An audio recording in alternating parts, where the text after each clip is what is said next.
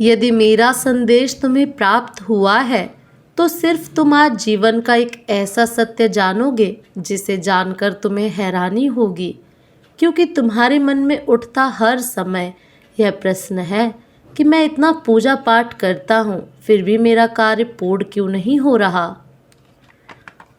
मेरे बच्चे, उसका उत्तर आज तुम्हें मिल जाएगा, क्योंकि मेरे बच्चे, हर बात के पीछे कारण होता है। कारण अच्छा हो या बुरा, लेकिन होता ज़रूर है। यह बात सत्य है। बस केवल तुम्हें साधारण आँखों से न तो वह कारण दिखाई देता है, ना ही तुम जानते हो कि आगे तुम्हारे जीवन में क्या होने वाला है।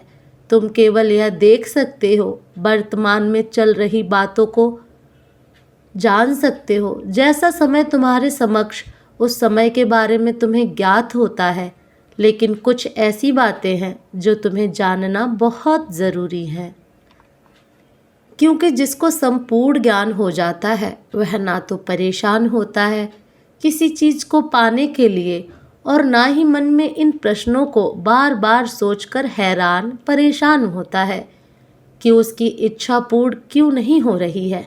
मेरे बच्चे, इस बात को समझना ज़रूरी है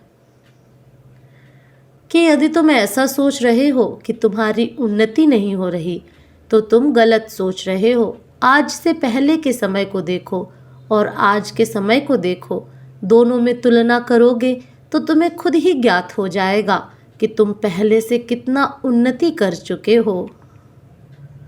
बस फर्क इतना है कि तुम आज जो चाहते हो उस चीज़ आज के समय में तुम्हें वह प्राप्त नहीं है। इसके साथ ही कभी कभी तुम इतनी बड़ी चीज़ों की आश कर लेते हो जो तुम्हारे लिए बनी ही नहीं है, क्योंकि जिस प्रकार एक हाथ में 5 उंगलियां होने के बाद भी कोई भी उंगली बराबर नहीं होती, एक बड़ी होती है दूसरी उंगली की तुलना में। इसी प्रकार यह ज़रूरी नहीं कि तुम जो सोच रहे हो तुम्हें प्राप्त हो। ज़रूरी यह है कि तुम्हारे जीवन में कुछ अच्छा हो, तुम परिश्रम कर रहे हो, उसका फल तुम्हें मिले और तुम्हारी उन्नति हो। तुम जिस समय में हो उस समय से अच्छे समय में आते चले जाओ। कभी कभी बड़ी उम्मीद भी पूरा होने पर सुख का अनुभव करने से वंचित रह जाते हो, और यही तुम सबसे बड़ी गलती करते हो। सुनो मेरी बात को ध्यानपूर्वक।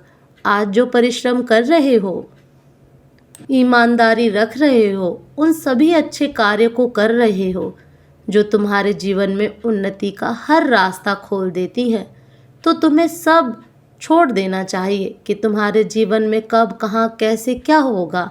लेकिन बस तुम्हें इस बात पर पूर्ण भरोसा रखना चाहिए कि जो होगा वह अच्छा होगा, क्योंकि जीवन में अच्छा होना महत्व रखता है। और इसके साथ ही यह भी कारण है, तुम्हारी सोची हुई मंजिल पर शायद तुम्हारी परिश्रम पूरी नहीं हो रही है।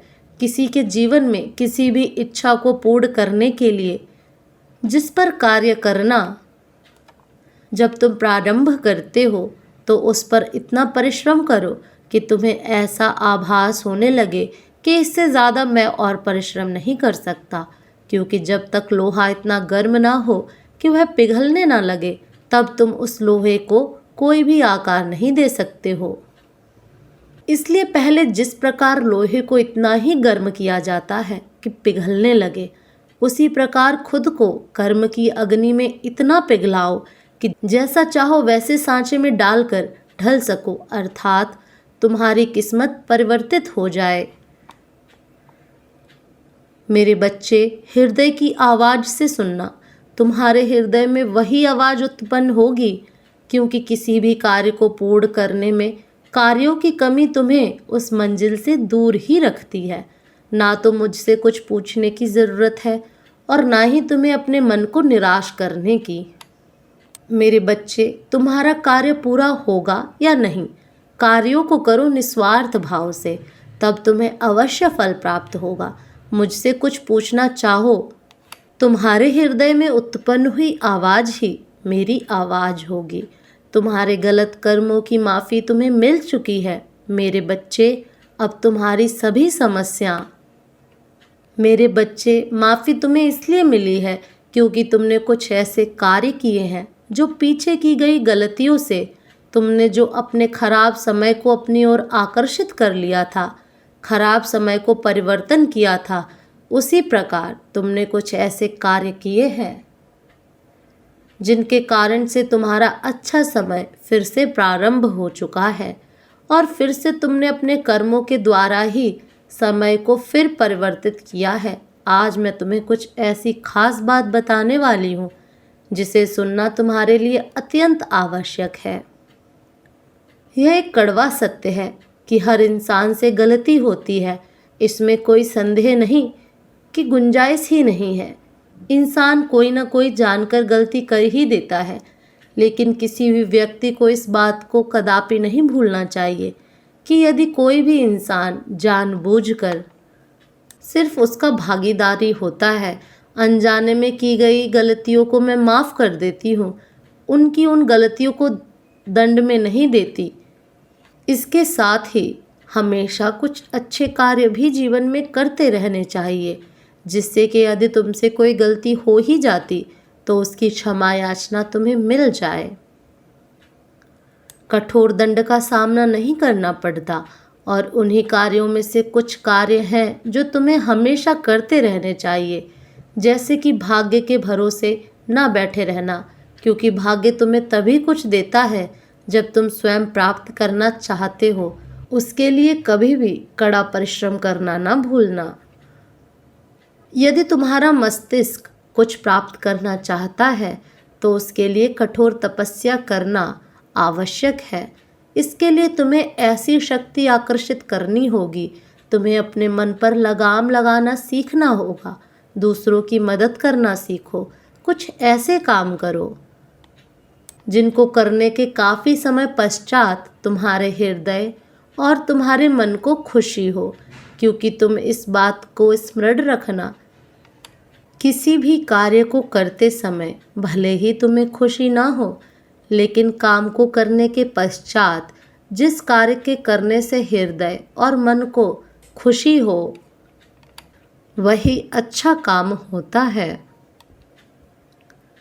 तुम गलत काम करोगे तो भी तुम्हारे हृदय को ज़रूर अच्छा नहीं लगेगा।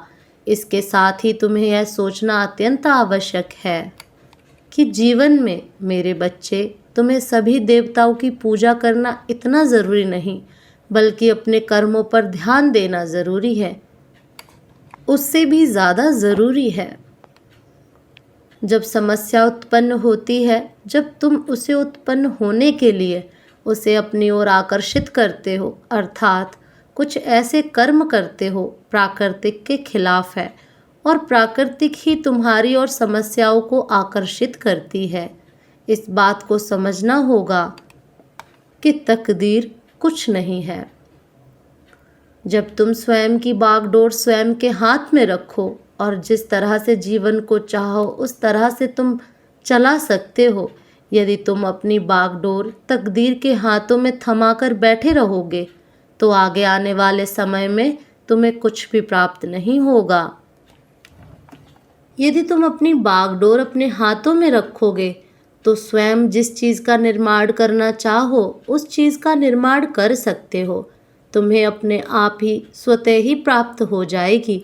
तुम्हारे अंदर ही वह शक्ति है। अपने आप को पहचानो मेरे बच्चे। मेरा आशीर्वाद सदा तुम्हारे साथ है। तुम्हारा कल्याण हो।